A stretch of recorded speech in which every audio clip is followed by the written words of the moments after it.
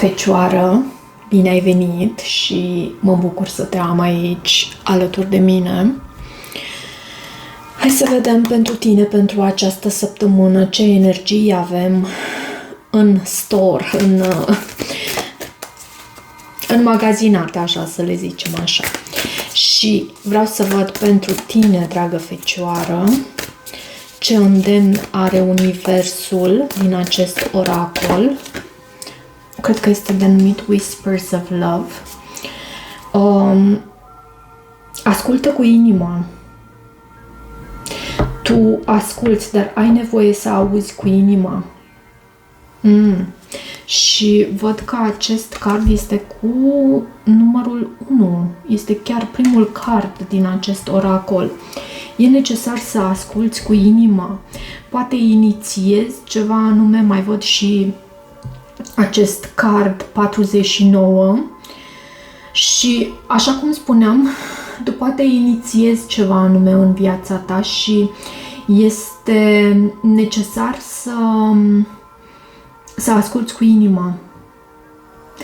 Da, anumite lucruri pot trece prin filtrul logicii noastre, prin emisfera aceea stângă, însă sunt anumite lucruri care trebuie să îmbrăcate în compasiune, în iubire, ascultate cu inima. Și acțiunile vorbesc de la sine, aș putea să spun. Exprimă-ți iubirea prin acțiuni. Ești îndemnată, draga mea Fecioară, să îți exprimi iubirea prin acțiuni. Hai să vedem tarotul ce are să transmită pentru această săptămână.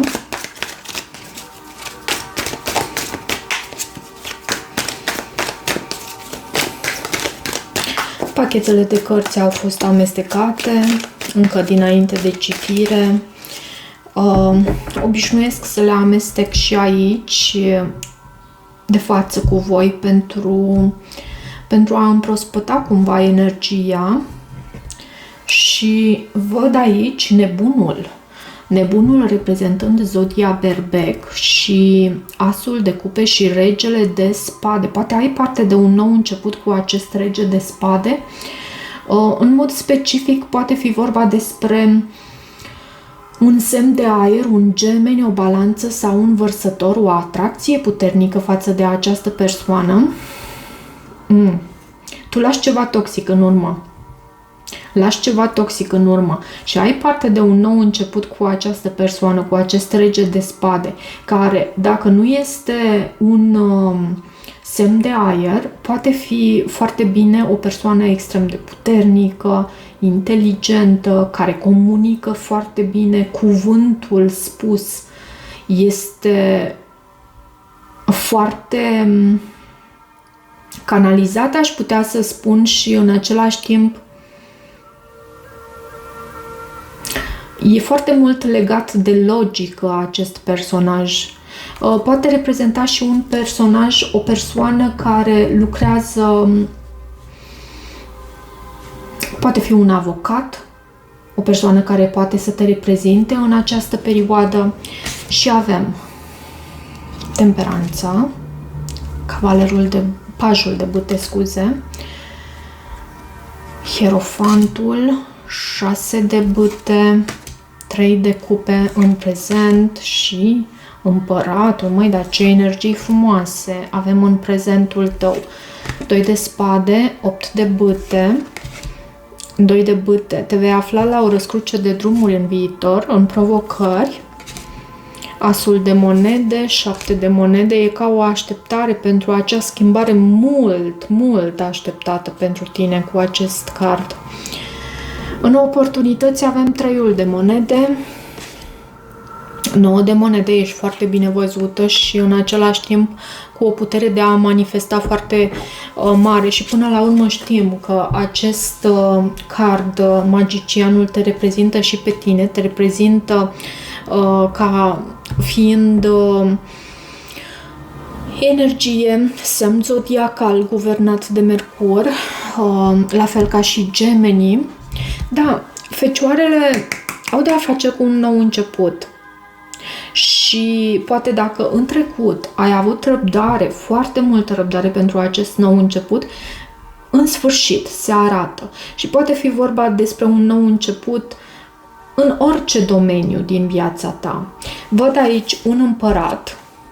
Poate că ai de a face cu o astfel de persoană extrem de puternică, autoritară, structurată. Poți să fii și tu această persoană, în același timp preluând frâiele vieții tale și ducându-l la un alt nivel, aș putea să spun, pentru tine, Fecioară. Dar a existat o anumită așteptare aici, pentru că avem această provocare pentru schimbare. A existat și încă mai e o doză de așteptare aici, să știi, pentru că avem și provocările aici. În trecut, însă, tu ai fost foarte cumpătată, foarte... Cred că ai pășit și pe calea aceasta tradițională, poate ai apelat la serviciile unui anume consilier, preot, a unei persoane. Poți să ai de a face și cu un taur în trecut, să fie avut de a face și cu un taur, să fie existat comunicare aici. De ce acest hierofant? Cred că aceasta este singura carte pe care am să o clarific din trecut. Steaua. Nu ți-ai pierdut speranța. Și chiar în această perioadă ești și urmează să fii extrem de mult răsplătită. Pentru toată munca și efortul tău depus, pentru toată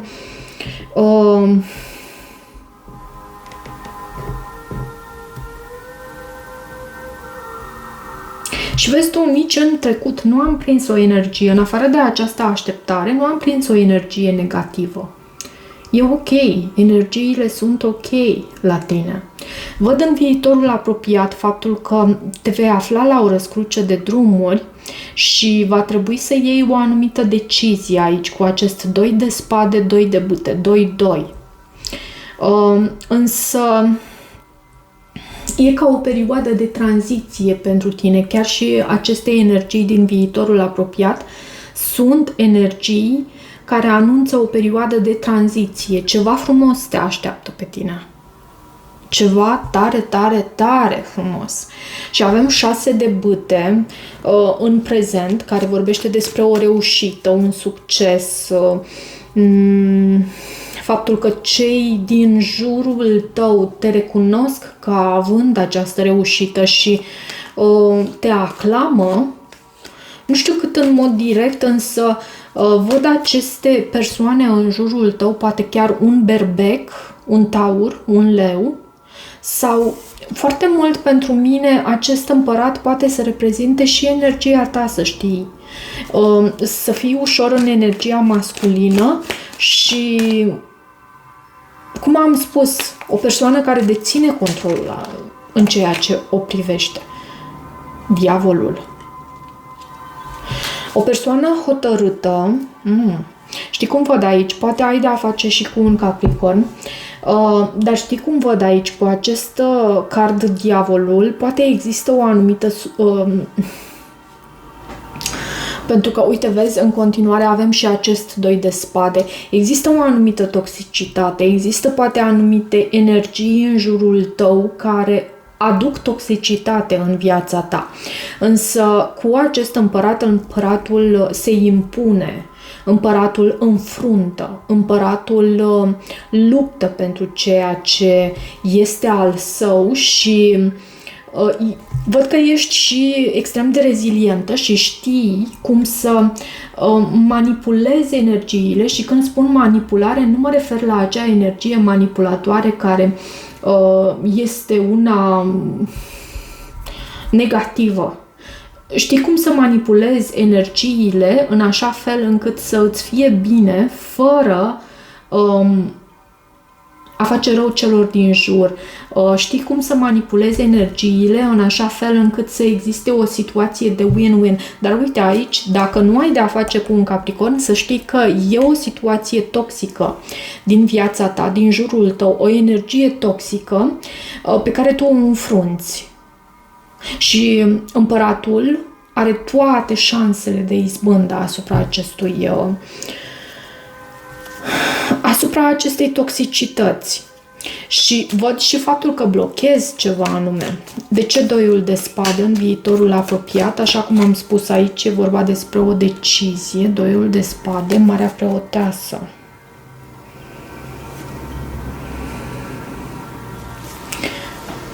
Și avem și turnul la baza pachetului. Poate ai de a face cu un pești, un scorpion. Văd aici, poate fi și rac. Văd un parteneriat aici între tine și această persoană, dar e cu ceva, cu acest doi de spade. Nu știu cât e vorba de blocaj, cât e vorba de o anumită decizie și nu ți e ușor. De ce acest doi de spade?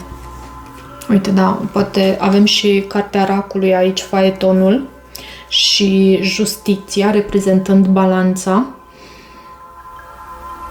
Și vezi tu, avem 3 arcane majore.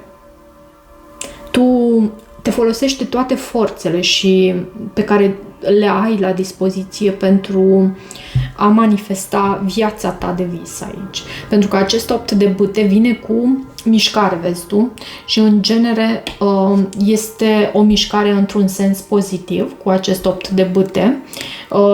Este și o carte a manifestării, dar iarăși este dozată și cu o oarecare așteptare, nevoia de a aștepta. Tu ai lumea în mâna ta dreaptă, dar încă mai vrei să o explorezi, încă mai știi că mai poți să construiești experiențe frumoase în viața ta.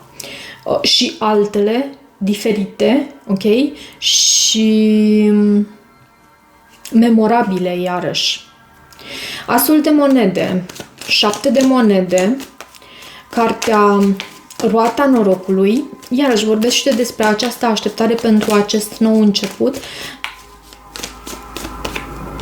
De ce asul de monede? 10 de spade. Și cavalerul de spade. În provocarea de săptămâna aceasta, știi cum? Văd că un semn de aer aici. Văd o persoană care are un cuvânt greu de spus în viața ta și nu știu de ce văd și un final aici cu sau o trădare, poate chiar. Dușmani. Persoane care au așa o amărăciune în inima lor pe care o refulează și o exprimă în jur într-un mod... Și asta poate să provoace dezamăgire. De ce 7 de monede? Pajul de cupe. Poate fi vorba și despre un copil aici. Și uite, din nou 7 de monede la baza pachetului. Însă lucrurile se vor schimba. Lucrurile sunt menite să se schimbe pentru tine. Roata norocului aduce schimbare și așa cum am spus și la celelalte semne zodiacale pentru setul celălalt de citiri, persoana care vine înspre tine în următoarele 7-8 zile, așa cum am spus și acolo, îți repet și ție, practică recunoștința cât mai mult posibil. În oportunități avem 3 de monede, 9 de monede, magicianul. Ești un manifestor de o rară, cu abilități foarte, foarte bune. Știi să manifesti în viața ta și uite, văd cu acest 3 de monede și vreau o carte pe acest 3 de monede, regele de bâte. Văd că tu atragi și aprecierea celor din jur, ok? Poate 3-ul de monede mai poate să vorbească și despre o energie de trio, deși nu o simt atât de puternic în jurul tău, însă văd acest rege de bâte și 7 de spade și de asta vreau să menționez. Deci poate fi și un semn de foc aici, un leu, berbec, săgetător, o persoană foarte atrasă de tine și care începe să vadă felul în care tu te schimbi și îți transformi viața cum ți-o construiești pe baze foarte solide și te apreciază și uite, te vede precum această energie a noului de monede, dacă pot să o ridic, a noului de monede, tu culegi roadele muncii tale. Așa cum ți-ai așternut, tu așa și trăiești și văd că trăiești bine. Deci, și cu acest magician, mai vreau și o carte pe acest magician, ești un manifestor extrem de abil. Văd magicianul și a venit 7 de spade. Poate că tu nu ai spus într-un mod deschis ceea ce încerci să manifesti în viața ta cu acest 7 de spade. Mă duce cuvântul și la așa ceva. Iar oamenii încep să realizeze, încep să conștientizeze lucrul acesta. Văd 8-ul de monede și văd faptul că chiar dacă ești femeie, să știi că te văd foarte mult în această energie de împărat. Mai poate fi vorba și despre o persoană din trecutul tău, dar te văd în această energie de împărat, muncind și fără să dai foarte multe explicații. Iar lucrul acesta te face un foarte bun manifestor aici. Știi să manifesti în viața ta tot ceea ce îți dorești și știi că fiind consecventă, fiind în același timp nu rigidă și nu deținând controlul absolut asupra a tot ce se întâmplă în jurul tău, dar fiind consecventă și depunând efortul necesar, întrebându-te, pentru că, uite, pentru mine am început dimineața și în cursul zilei chiar să mă întreb cine ar trebui să fiu eu pentru a obține cutare lucru. Și îmi imaginez, îmi las, de fapt, imaginația să zburde și să construiască acea imagine, după care îmi închipui că acea imagine o trag în inima mea și sunt eu cel de acum din prezent. Și astfel acționez conform idealului meu din viitor. Nu știu dacă ați încercat vreodată lucrul acesta, l-am auzit și eu și l-am practicat și uite că avem și cartea pentru a te ajuta să îți ridici vibrația. Am încredere în înțelepciunea interioară. Hai să văd care este mesajul acestui card. Am încredere în înțelepciunea interioară. 120. Cunoașterea este ceva ce învățăm. Înțelepciunea este ceva ce știm. Cunoașterea vine din studiu, înțelepciunea vine din interior. Ascultă. Există o voce în adâncul ființei tale care are răspunsul la fiecare provocare cu care te confrunți. Și la tine am văzut această provocare, poate chiar o așteptare.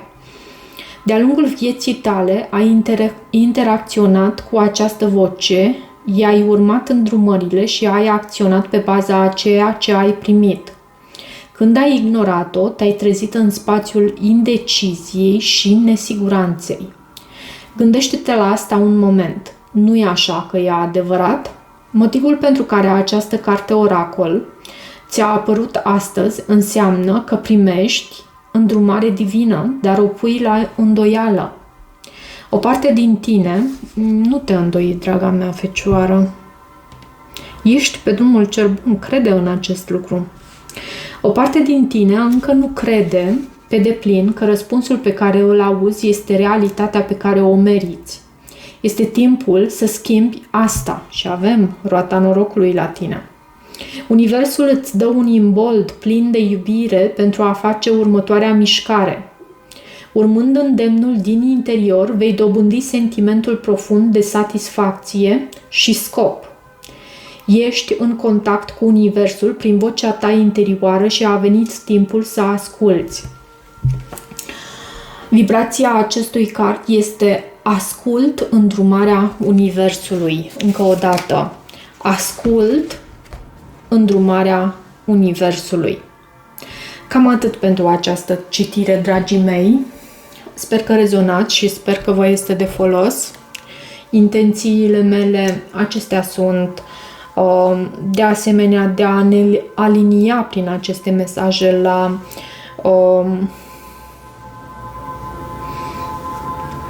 energia cea mai înaltă și la binele nostru cel mai înalt pentru fiecare.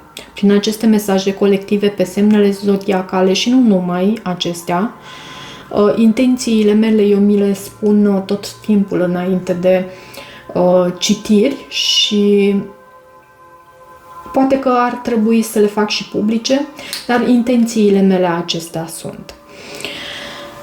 În mare parte. Ok, te pup, te îmbrățișez și îți doresc tot binele.